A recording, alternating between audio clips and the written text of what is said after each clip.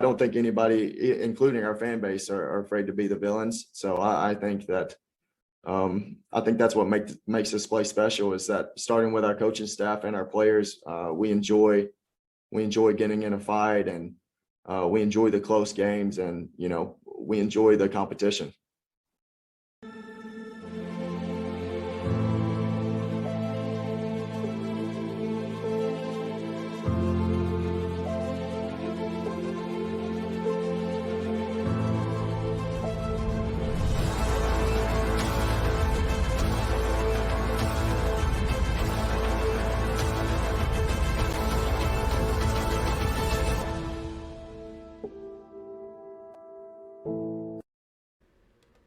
Welcome to the Talkin VAWLS Network. My name is Boogie Bentley. I love that clip from Evan Russell. I don't think anybody in this entire fan base has a problem being the villain. Scrolling through Twitter a couple of days ago, and I saw this, wanted to make a video about it. The Spurs Up Show. I really don't even know who or what they are. Seem to be some type of podcast or some type of South Carolina fan group. Most toxic SEC social media fan bases from the 2021 football season. And you can probably take one guess who the Spurs Up Show feels is the most toxic fan base. Well, that would be us. Why? Why is it always us? Why does the media target us? Why do other fan bases target us? Because we are the most passionate, energetic fan base on God's green earth. They know it's going to get clicks. They know it's going to get a reaction because we have more passion than any other fan base, period. Love the response here from Jason Swain. I'm here to tell you right now, we don't care. Let me tell you. We don't care.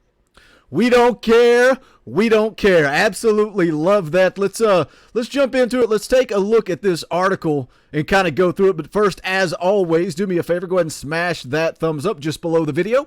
It's quick. It's easy. It's free. It's a way you can help the channel. Also, if you are new to the Talkin VAWLS Network, welcome.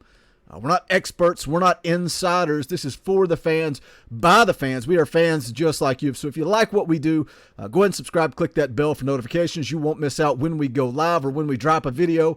Had a lot of fun last night. Played a little NCAA 2013. I get it. It's not for everybody. Not everybody's into video games. But it's a great way for us to interact, sit down, chat. We talked a little bit about recruiting. We talked about the transfer portal, breakout players for next season. Just a good time hanging out. Going to continue to do those every single Thursday night, 6:15 p.m. Eastern time. So tune in for that. Quick reminder, this weekend, no post-game show for basketball. Indy Kid's going to do a video. And then next week, midweek game, we are going to do a watch party. So make sure you tune in for that. But let's jump into the article. Again, the Spurs Up Show, most toxic SEC social media fan bases from the 2021 football season. It says the following rankings based on the general toxicity that appears on my Twitter timeline along with my Instagram feed. These fan bases not only give their 2 cents on every single Gamecock football post, but go out of their way to make sure everyone knows that their team is superior. So here are their rankings for most toxic SEC social media fan bases. First and foremost, they say Missouri is the 5th most toxic fan base in the country. Says they have beaten South Carolina 3 times in a row. Let's just stop right there. I wish I knew this guy's name. I'll just call him the Spurs Up Show. Maybe is his name up here at the top? Is it up here somewhere at the top? Austin Greer. Austin, maybe you hate Missouri. Maybe you're so upset with Missouri because the way you opened that first sentence. The Missouri Tigers have beaten South Carolina 3 times in a row. We can probably just leave it to that and move on. Clemson, no explanation needed. I understand why you would call them the most toxic fan base. It's fine. I get it. Now, here's where we start to agree.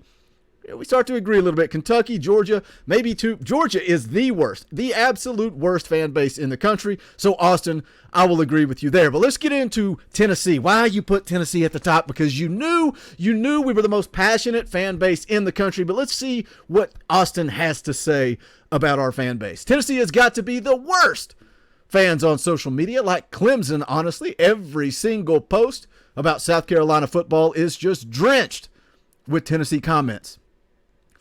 He goes on to say Tennessee needs to have a little rain check because they went 7-6 with a good quarterback, while South Carolina went 7-6 with little quarterback play. Funny how he puts, certain little things in there, certain little exceptions to the rule. Well, Tennessee went same record, Same exact record. And everybody is comparing Josh Heupel to Shane Beamer, what they did in year one. And credit to Shane Beamer, what he's done in recruiting, what he's done in the transfer portal. I told you guys, even though Tennessee absolutely took South Carolina to the woodshed this past season, they're a little concerning for me as we move forward. Spencer Rattler, some may agree, some disagree whether he's good or not.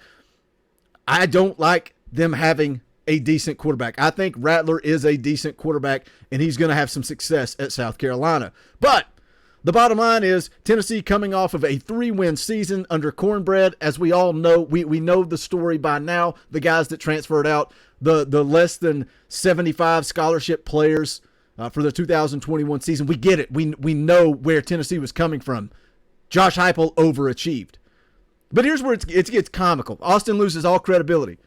Tennessee fans act like Clemson fans on social media, but Tennessee has not been relevant since Peyton Manning. Tennessee, according to Austin, has not been relevant since Peyton Manning. I guess first and foremost, I should probably go ahead and educate this guy on the fact that Tennessee won a national championship the year after Peyton Manning left. So get your facts in order. Now, on top of that, let's talk about South Carolina and Tennessee head-to-head. Tennessee 16-8. 16-8 against South Carolina since Peyton Manning left, including 3 wins in a row, 2 with Cornbread, 1 under Josh Heupel. 3 wins in a row. So maybe you're a little bit upset like you are with Missouri. I get it. I understand. And maybe those 8 wins since Peyton Manning left, those 8 wins that South Carolina has, maybe it's a little bit of frustration, or you're starting to get excited because, you only won 2 games against Tennessee between 1903 and 1997. So maybe you're getting a little bit excited. But the bottom line is we're talking about Tennessee football. We're talking about 2 decades of disappointment. Tennessee has had a few highs. Butch Jones was close. Butch Jones had a couple of good seasons, but we have dealt with a lot of downs over the last 2 decades. So teams like South Carolina, teams like Kentucky, they compare themselves for Tennessee's down years versus their high years, where their glory years. They're performing at a higher level than they have in the history of their football programs. So they want to compare themselves to Tennessee for the way we've struggled over the last couple of decades. There's not a whole lot you can say. Tennessee's been down. That's why we absolutely need Josh Heupel to succeed. When the Indy Kid came back to this channel, it might have been one of the first live streams we were on. He said, we as a fan base need Josh Heupel to succeed. At what point does apathy set in? But I think that's what makes our fan base so special, so unique. Apathy has never set in.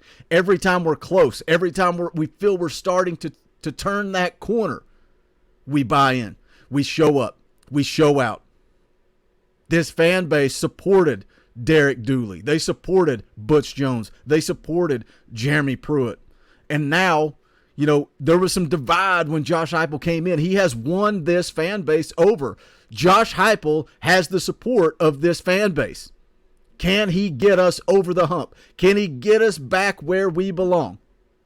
A big part of this is going to be NIL. It's going to be the transfer portal. Can Josh Heupel adapt? Football is different in 2022 than it was in 1998 when Tennessee won a national championship.